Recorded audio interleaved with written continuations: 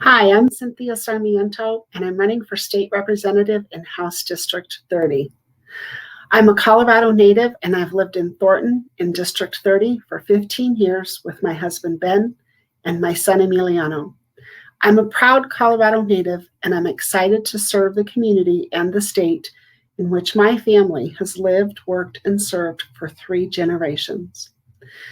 I'm a graduate of Broomfield High School, and I received my undergraduate degree at Regis University and my graduate degree at UC Denver. I am an experienced businesswoman who has worked in corporate consulting and counseling throughout the criminal justice system and courts. I am also have been an entrepreneur and owned businesses. And most recently, I work in the financial services and banking industry. I bring the experience of all of those years of work to the table, and I'm excited to say that those years have taught me how to negotiate, how to problem solve, and how to work across the table with a variety of different people to reach reasonable and common sense solutions. I and my family have been donating and giving to numerous charities and volunteering for years. Some of the things that I'm proud to say I've done are to be a disaster mental health services worker for the American Red Cross, to serve on review teams for the Department of Human Services and the school boards, workforce boards, and a number of other things. Also, my family has founded and funded its own charity events to serve the homeless, mental health populations, and our elderly populations. These are things that I'm proud to have contributed to my community. I am running for state representative because I have seen a shift in our politics in Colorado that is extremely concerning to me. We have seen a runaway train in terms of our politics, and we're really at a critical turning point right now. Some of the things that are of utmost concern to me are things that I want to share with you.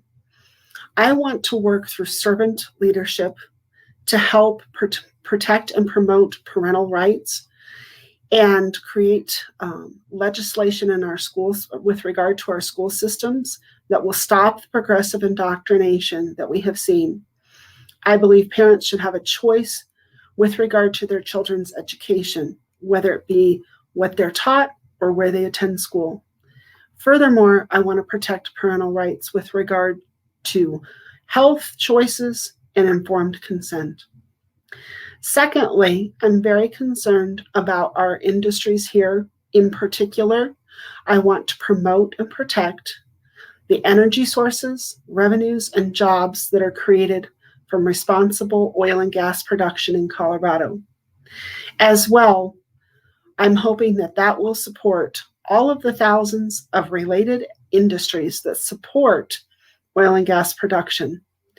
We are talking about an unending number of jobs and revenues that are fed back into our communities to support other means, education and buildings and all of those types of things. So it's a full circle in terms of supporting that industry. In addition to that, I would like to address some of the breakdowns in our mental health system.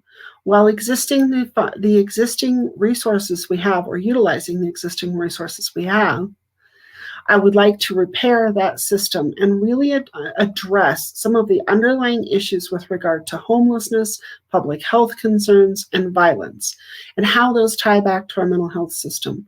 It's important for us to recognize that and address those issues on a head-on basis so that we can curtail the overreaching legislation that uses mental health as an excuse to further prohibit and take away our rights.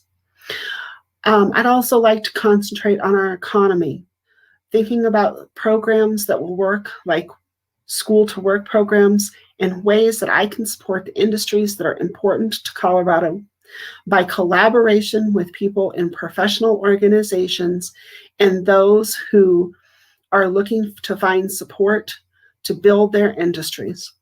This includes small business owners who are at the heart of employment in Colorado.